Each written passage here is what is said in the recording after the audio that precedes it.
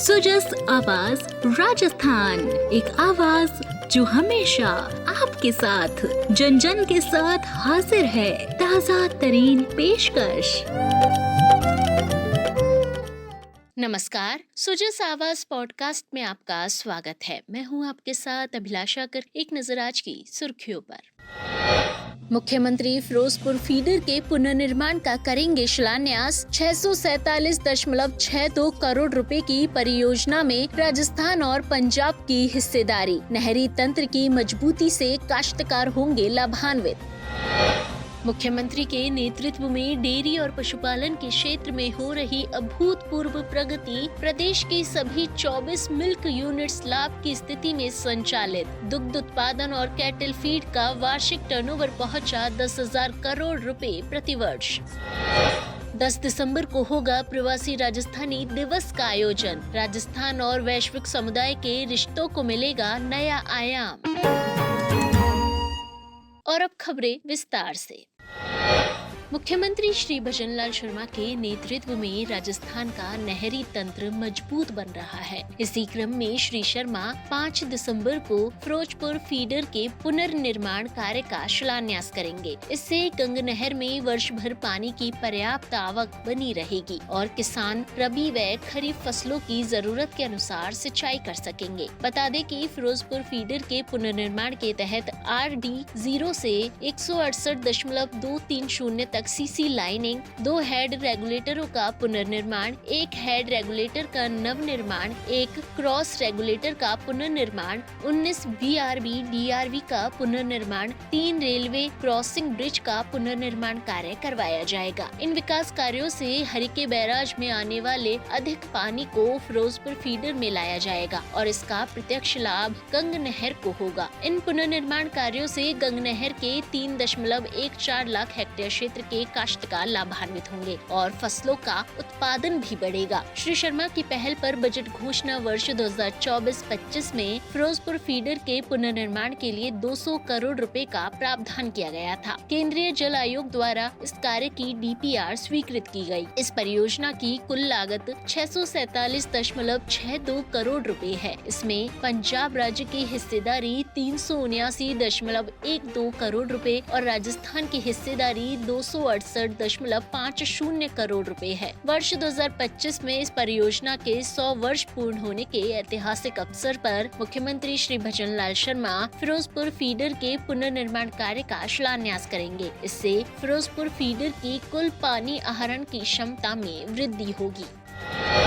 मुख्यमंत्री श्री भजनलाल शर्मा के नेतृत्व में राजस्थान में डेयरी और पशुपालन के क्षेत्र में उल्लेखनीय विकास हो रहा है। प्रदेश के दुग्ध संघों की वित्तीय स्थिति में सुधार के साथ दुग्ध प्रसंस्करण क्षमता का लगातार विस्तार जारी है। सहकारिता तंत्र के सुदृढ़ीकरण से ग्रामीण अर्थव्यवस्था में बड़ा सकारात्मक परिवर्तन आया है, जो विकसित राजस्थान 2047 की दिशा में महत्वपूर्ण कदम है। राज्य सरकार प्रधानमंत्री श्री नरेंद्र मोदी के सशक्तिकरण के संकल्प के अनुरूप किसानों और पशुपालकों के कल्याण के लिए प्रतिबद्ध है। इसी के परिणाम स्वरूप डेयरी और कैटल फीड क्षेत्र का वार्षिक टर्नओवर 8,000 करोड़ रुपए से बढ़कर 10,000 करोड़ रुपए हुआ है। दुग्ध संघों के लाभ में 44% तक वृद्धि दर्ज की गई है, जबकि पूर्व में घाटे में चल रही सभी 24 मिल्क यूनिट्स अब लाभ में है। दुग्ध प्रसंस्करण क्षमता 48 लाख लीटर से बढ़ाकर 54 लाख लीटर प्रतिदिन की गई है, जिसे अगले 2 वर्षों में 70 लाख लीटर तक पहुंचाने का लक्ष्य रखा गया है। इसके लिए RCDF के द्वारा 1,000 करोड़ रुपए का इंफ्रास्ट्रक्चर फंड बनाकर कोटा, भरतपुर, अलवर, उदयपुर और जोधपुर संयंत्रों के उन्नयन की प्रक्रिया शुरू की गई है। नरवा और बस्सी सीमेंट स्टेशनों को राष्ट्रीय गोकुल मिशन के तहत उन्नत किया जा रहा है, जहां प्रतिवर्ष 1 lakh sex sorted cement dose तैयार करने की क्षमता विकसित की जा रही है। राज्य में 1 लाख नए किसानों को सहकारिता आंदोलन से जोड़ा गया है, जिससे उनके जीवन स्तर में सुधार आया है। नवाचार और गुणवत्ता संवर्धन के लिए RCDF को राष्ट्रीय स्तर पर पहचान मिली है और उसे गोपाल रत्न पुरस्कार की 3 श्रेणियों में चयनित किया गया है।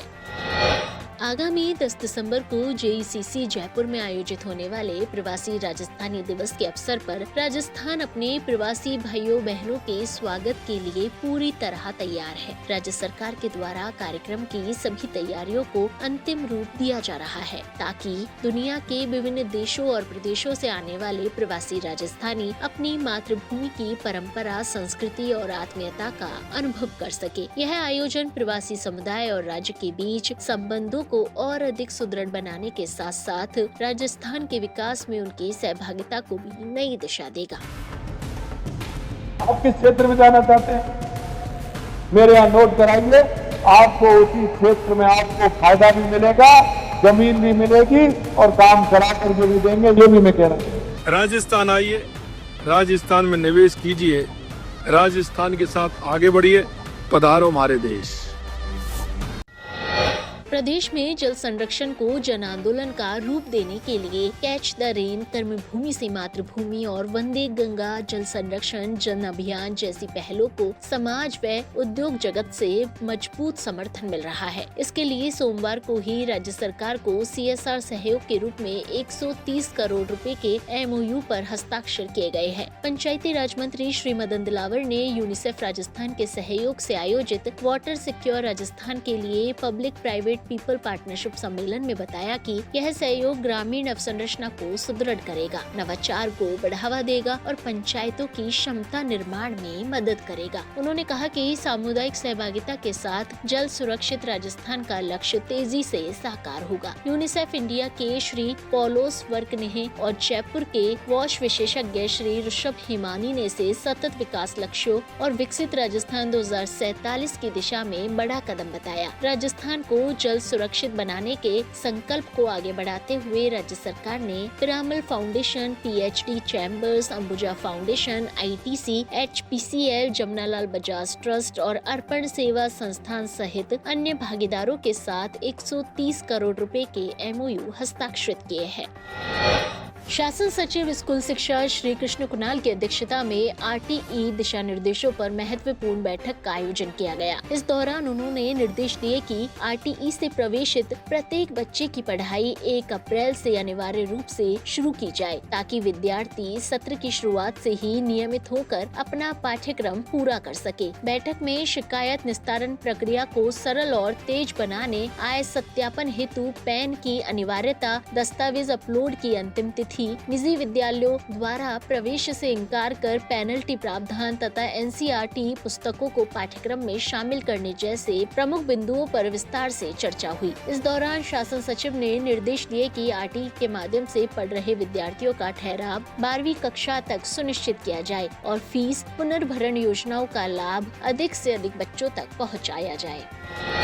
प्रधानमंत्री किसान ऊर्जा सुरक्षा और उत्थान महाअभियान PM कुसुम के अंतर्गत जोधपुर डिस्कॉम ने कीर्तिमान रचते हुए अभूतपूर्व उपलब्धि दर्ज की है। जोधपुर डिस्कॉम क्षेत्र में कुसुम A और कुसुम C दोनों घटकों को मिलाकर कुल सौर क्षमता 2017.33 मेगावाट को पार कर गई है। यह न केवल राजस्थान बल्कि देश की ग्रामीण ऊर्जा संरचना में भी जोधपुर डिस्कॉम की दृढ़ नेतृत्व क्षमता को दर्शाता है। बता दें कि कुसुम A में अब तक 240 संयंत्र स्थापित हो चुके हैं, जिनकी संयुक्त क्षमता 336.25 मेगावाट है। यह मॉडल ग्रामीण क्षेत्रों में विकेंद्रीकृत उत्पादन को सशक्त कर रहा है और किसानों को भूमि लीज या ऊर्जा विक्रय के माध्यम से अतिरिक्त आय उपलब्ध करवा रहा है। यह अब खेती की अनिश्चितताओं के बीच किसानों की आय का स्थिर सहारा बन चुका है। इस घटक के अंतर्गत 639 सौर संयंत्र कुल 1681.08 मेगावाट तथा 84,088 सोलर पंप किसानों को उपलब्ध कराए गए हैं। इससे कृषि में डीजल पर निर्भरता लगभग समाप्ति की ओर है।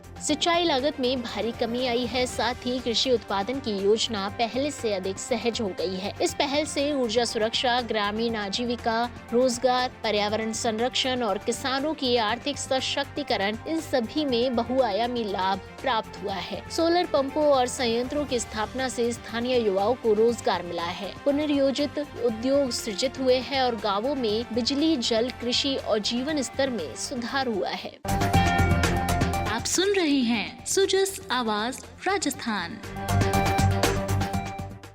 सुजय आवाज पॉडकास्ट में आज के लिए इतना ही। फिर होगी आपसे मुलाकात, तब तक के लिए नमस्कार।